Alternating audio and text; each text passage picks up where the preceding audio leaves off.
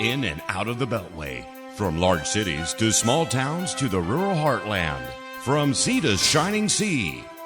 This is Wayman, Brunson, and Vernuccio. Inside the News. Welcome back to this week's edition of Inside the News. Ben Brunson, Frank Vernuccio. My name is Guy Wayman. Frank is with the American Analysis of News and Media.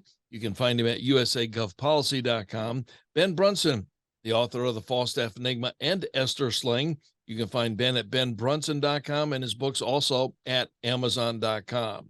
Let's welcome the guys to the show. How you doing up there, Frank?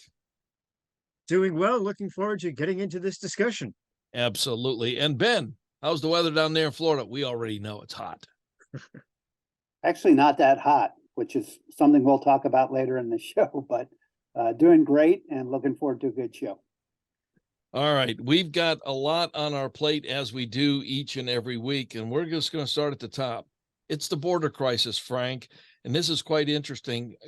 Governor Abbott basically has stood up and say, go ahead and sue us, federal government, because we're doing our job of what you should be doing already. Frank, go. Yeah, I'd like to help the United States end this crisis by sending President Biden my pocket copy of the U.S. Constitution, which clearly says that Article 1, Section 10 allows states to defend themselves in the event of invasion or imminent danger. When you look at the huge number of folks coming over the border illegally, some of them carrying the flag of their native countries, according to Border Patrol agents, some of them including Chinese folks who might have nefarious ideas, certainly human traffickers and drug dealers. They not only represent an invasion, they represent an imminent danger to the country. Governor Abbott took a common sense step to impede the use of folks coming over the river into Texas territory. There's nothing illegal. There's nothing unconstitutional. Article 1, Section 10 makes it very clear that Governor Abbott's type of activity is fully permissible under the Constitution. President Biden, of course, and his DOJ are suing Governor Abbott for doing this. Let's play this out a bit. The federal government has completely abdicated its responsibility to protect the border of the United States. The state most directly affected, in this case, Texas, has taken common sense steps to protect its own border since the federal government has ignored that responsibility. The DOJ then sues Texas for doing that. This isn't just a case of the government ignoring its responsibilities. It's actively preventing any state from actually doing the thing that the federal government has refused to do. With this suit, it is manifestly clear that it is the explicit, well, perhaps not explicit, but the direct policy of the federal government to eliminate any border control coming into the United States. You know, Ben, in that last sentence that Frank just said, kind of nailed it, because what is happening, Abbott, he's saying we're going to stop this. And with them suing Texas, it's like, wait a minute, we want the illegals to come in. We want this influx of immigrants who are not legally American citizens. And yet they're actually suing to violate the law. Unbelievable, Ben. Well, the whole situation is pretty bad. You know, when the mayor of New York City, a sanctuary city with an annual budget of roughly 110 billion, which is essentially the same as the state of Florida's annual budget, says that they can't take any more migrants, that they can't afford it. There's not room. You know, you have a real crisis on your hands. And let's talk about the numbers. We have at least 5 to 6 million illegals have crossed into this country since Joe Biden took office. So that would be what, the second or third largest city in America if they were all together. And there's no let up. This is absolutely intentional. It's absolutely planned.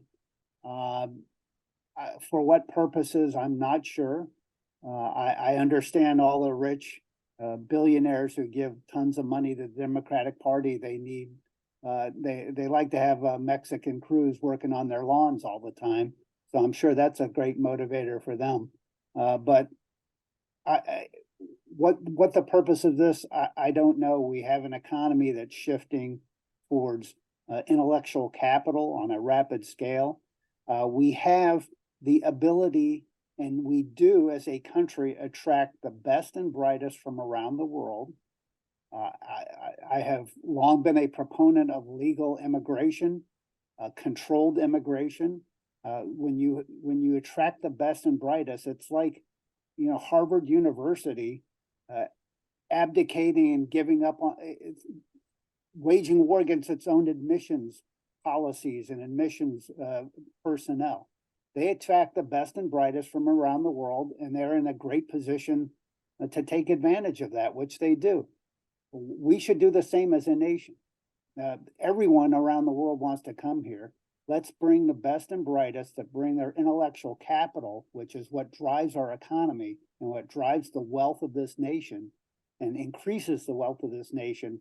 Look at the immigrants who come, and immigrant families who contributed incredible wealth to this nation, CEOs of major corporations. And yet we have an open door policy on the southern border. And frankly, it's very questionable whether we're getting the type of people who are really going to contribute long term to the growth of the country. And it makes no sense as a policy, but for some reason the progressives are married to it. To restate, I think some of what you're saying, we're not anti-immigrant. That is not what we're saying here at all. But there is what Governor Abbott said, there is a portal. There is the immigration portal that you should enter in, and that's how you get access to the United States, is going through this. Now, these portals, let's just use a round number of 100 miles. So there's 100 miles between portals. Well, what's happening, here's the legal way in to be an immigrant in the United States, and they're trying to circumvent that, going in the middle of that 100 miles in a place where, at this part, it's over a river or maybe through woods or whatever, and they don't want to go the legal way, which then releases them anywhere in the United States, Frank. That's exactly the point. And I think Ben's bringing up a key issue too. This, to some extent, is class warfare. If you talk to the average American worker, they see illegal immigration as being a problem for them in getting a job, as a problem, as competition to some extent. The rich like this for exactly the reasons that Ben brought up. It's amazing how we've seen, despite the way it's portrayed in the media, it is the rich billionaire class, the 1%, if you will, that favors illegal immigration, and at the expense of the middle and lower middle classes. This is really, it shows itself too with the way the Democratic Party has become structured. The Democratic Party itself is the party of the extremely rich at this point, and their policies in illegal immigration really show that.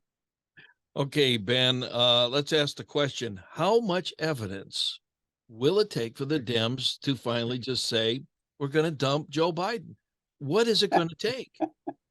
Well, look, the evidence is beyond overwhelming. I would put it in the conclusive category. There is no doubt as to what happened. There is no doubt as to the crimes of the Biden family. It is in-your-face corruption on a level that would make the average African dictator blush. And yet, see no evil, hear no evil.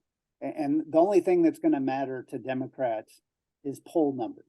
So if there is finally a recognition that Joe Biden cannot beat anyone who becomes the nominee, and let's face it, Donald Trump right now looks to be a runaway nominee winner for the Republican Party.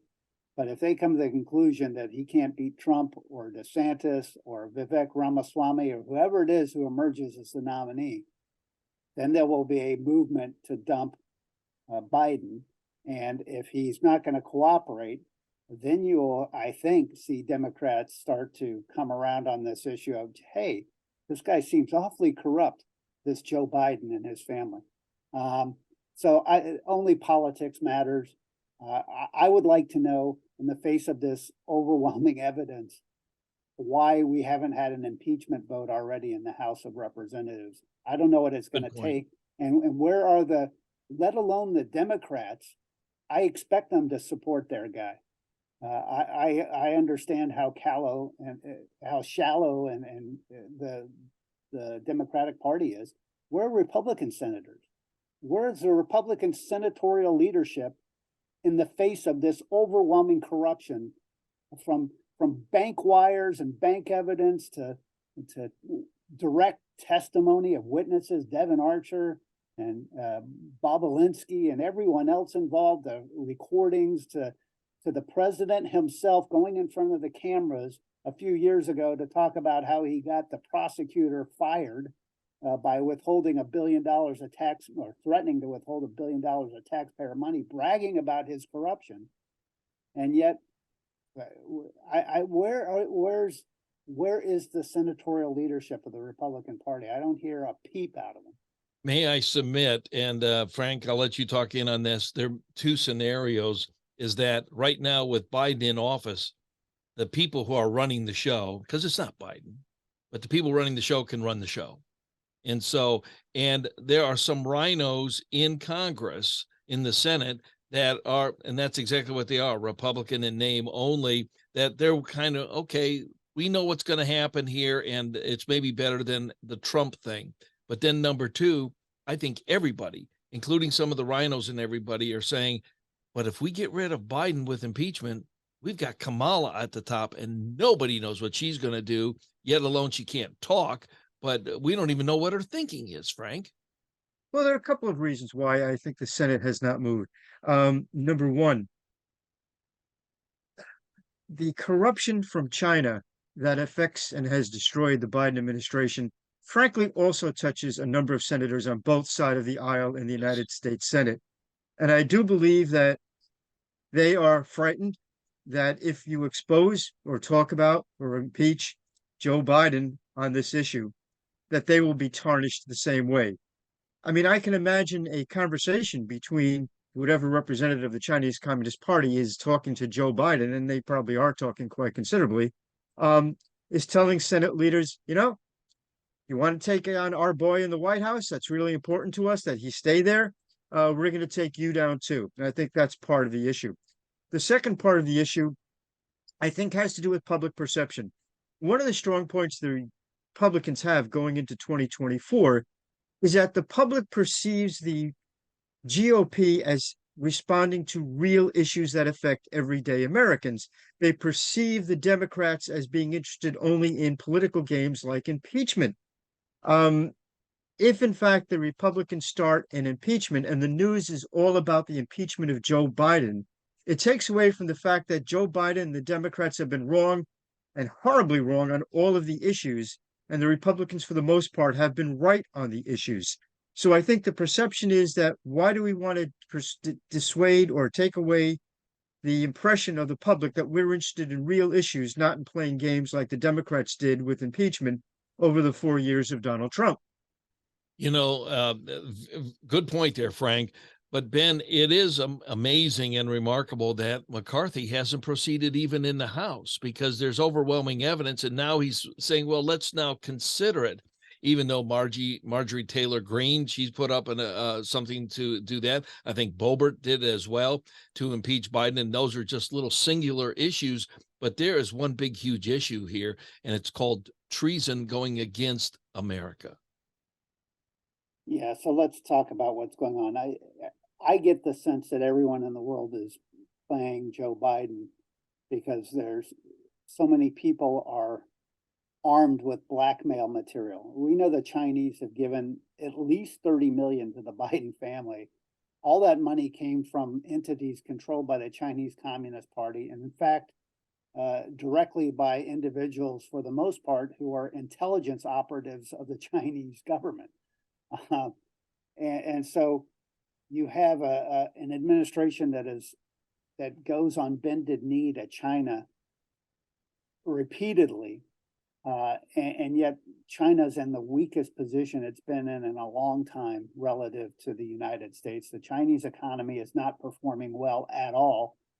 Chairman Xi has declared himself to be dictator for life, and the result is there's a capital flight from China. Thankfully, it's finally arrested the amount of capital flowing into China. Finally, Western capital sources are waking up and saying, gee, do we really want to put money into a dictatorship? And yes, some money still flows in because you have to support existing operations and brands that have established there. But for the most part, new capital is not going to China anymore. And that is really hurting the Chinese economy, which is now starting to grow at very anemic rates. And in fact, one of the reasons why the price of oil has stayed relatively low this summer, despite the recent run-up, is that the Chinese demand, the Chinese economic growth has been so slight. So yet, in spite of all this, the Chinese have their way when it comes to Washington, and you have to look at the bribes that have been paid to the Biden family. All right, we're going to have to leave it there. We're going to talk more about the election in our third segment, but coming up, we're going to be talking about North Korea and the soldier, and a little bit of Russia. Is Russia really in as bad a shape as what we think they are? Maybe they're better off than we were. Well, we'll find out. This is Wayman Brunson and Venuccio Inside the News. We're going to take a time out. We will be back. You're listening to Wayman Brunson and Venuccio Inside the News.